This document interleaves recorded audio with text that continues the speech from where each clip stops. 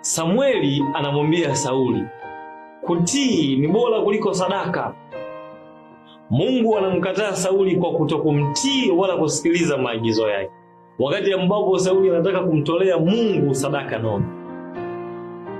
Kumtolea Mungu sadaka nyingi kanisani, kujitoa katika shughuli za kikanisa, kuwa kiongozi, kuwa mwanakwaya, au kujiweka bize katika mambo yote ya dini, havichukui nafasi ya utii wako katika maagizo ya Mungu.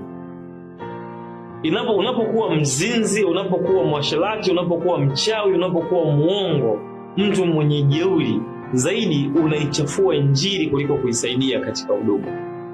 Wito wa kwanza wa Ukristo ni utakatifu au utakaso, na sio huduma wala utume. Unaposoma katika kitabu cha Isaya ile sura ya 6, unaona kwamba anatakaswa kwanza kwa kaa la moto, kisha anaulizwa mtume nani, anasema nitume mimi.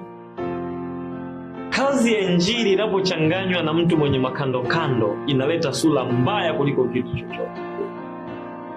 Mungu akusaidie usiwe katika kundi.